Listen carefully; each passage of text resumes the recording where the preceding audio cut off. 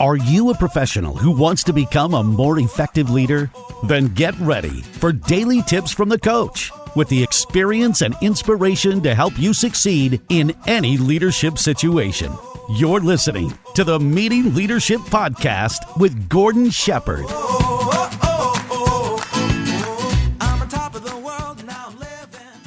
Welcome to another episode of the Meeting Leadership Podcast. My name is Gordon Shepherd, and I just want to say thank you so much for listening to this show and taking action. I got a direct piece of feedback from a listener the other day, and he said this. He said, you know what? I used to not prep to get ready for my team meetings that were online. But after listening to the show, I was able to go and spend probably 15, 20 minutes getting ready. And guess what, Gord? The meetings went a lot better. It's really so good to get that kind of feedback because he is an action taker, and it's really wonderful that you're here spending the time to do the same thing. I really appreciate it.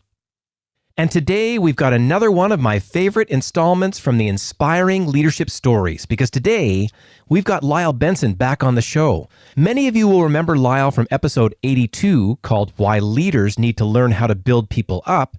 And he was also on in episode 89, and he talked about why sarcasm is hurting your team and what leaders can do about it. And if you'd like to get those episodes, you can just go to meetingleadershipinc.com/82 or /89. And in this interview, we're not only going to get a chance to hear about what inspires Lyle, he's going to give you more practical leadership tips that you can apply right away. And with that in mind, I'm not going to keep you waiting any longer. Here's the interview with Lyle Benson. Lyle Benson, you were such a great gift as an expert guest on episode 82 and episode 89 when we talked about how to build people up and why sarcasm is hurting people in their teams. It's just great to have you back on the show again. Welcome. Well, thank you very much for having me back. I really appreciate it.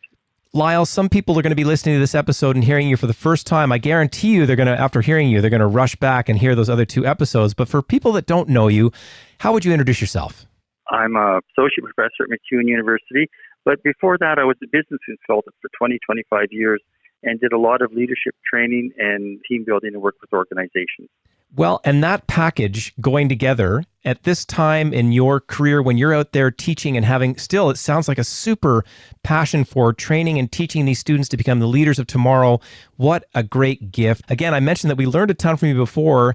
Today, we've got you back on to learn a little bit about what inspires you. So please, can you share what inspires you so that we can learn from it as well? Well, what inspires me is that I want to make a difference in the world. Now, some people make big differences. Some people make small differences. And trying to make a difference in my sphere of influence. And over the years, that has changed. Trying to make a difference with my family, with my children, with my colleagues at work, with organizations. So that it's not like I have this great big plan, but just trying to make a difference in people's lives to make their lives better. And starting with myself. Like, how can I be a good person and then spread that goodness, not in a religious context, but rather just in a very practical way. If I'm a good person, can other people become good people as well too? So that's the basic motivation. And years ago, back in the 80s, I developed a model called the Holistic Leadership Development Model. And basically it says to be effective as a leader, you need three sets of skills. You need your work skills, you need your people skills, and your self skills. Work skills are easy. You just get training in that. But dealing with people is much more difficult. And over the years, there are a lot more areas of communication and teamwork skills that I developed, et cetera, et cetera. But my focus has really been on self-skills development. So how do you develop the self-skills? Well, self-skills are things like, do you know who you are as a person? Do you know your personality? Do you know your goals that you want to achieve in your life? Do you know what your own values are that you want to role model on a daily basis? Because these things are like an iceberg, right? On the top of the iceberg, we see the work skills and the people skills. But underneath, which is most of the iceberg, are all the self skills that people may not know about you, but influence the other two. So if I'm not clear on what my own values are, or if I'm not clear and understand who I am as a person, that will have a positive or a negative impact if I don't understand how I deal with people. So that's kind of like my history in terms of saying these three areas are important, but I focus mostly on self-skills development and to some extent on the people skills development of people.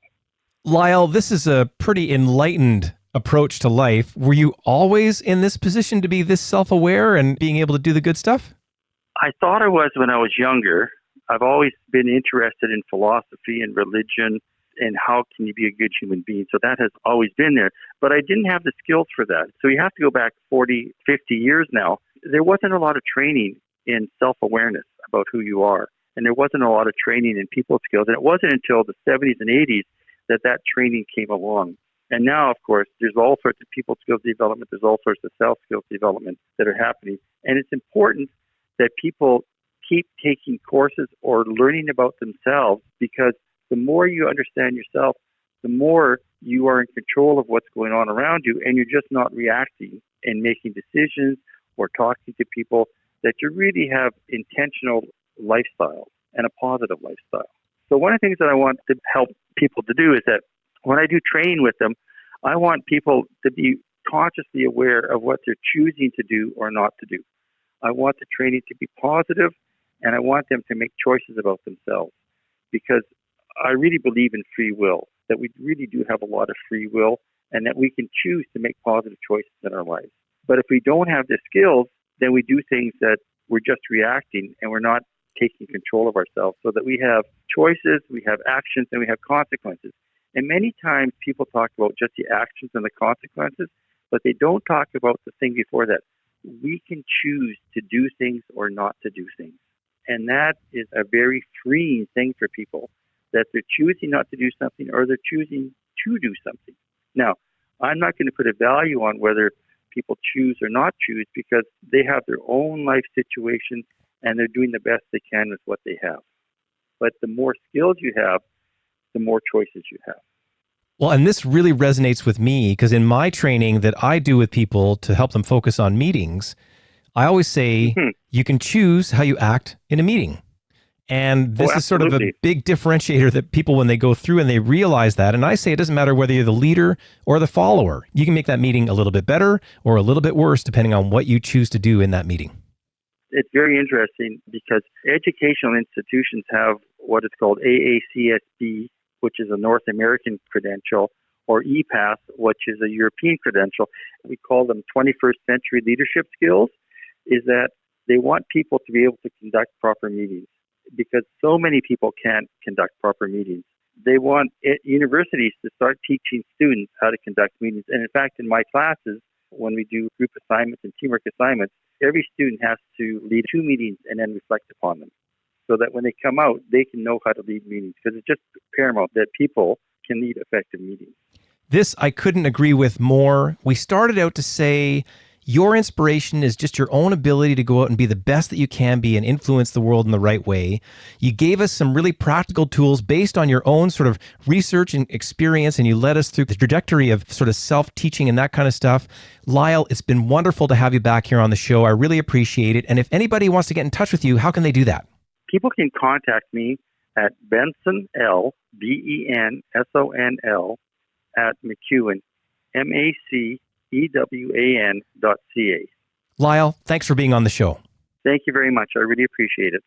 You know, one of the great pieces of wisdom that I take away from that interview is that Lyle is changing the world within his own sphere of influence. And you can hear he's doing it day in, day out, and we could all do really well to do the same. And like I mentioned earlier, Lyle's already been on the show a couple of other times. In episode 82, it was called Why Leaders Need to Learn How to Build People Up. And you can get that one by going to meetingleadershipinc.com/82. And then in episode 89, Lyle talked about why sarcasm is hurting your team and what leaders can do about it. And you can get that episode by going to meetingleadershipinc.com/89. And I also want to let you know that this episode of the Meeting Leadership Podcast is brought to you by the Meeting Leadership Academy. I am honestly super proud of all the great live training and online training options that are happening there. It's helping people like you, leaders, to build up their skills, folks in their teams to learn how to lead highly effective meetings. They're doing it online. We're doing the workshops in person. And I hope you take advantage of it by going to meetingleadershipinc.com/academy. And as always, thank you so much for listening, and we'll see you tomorrow on the Meeting Leadership Podcast.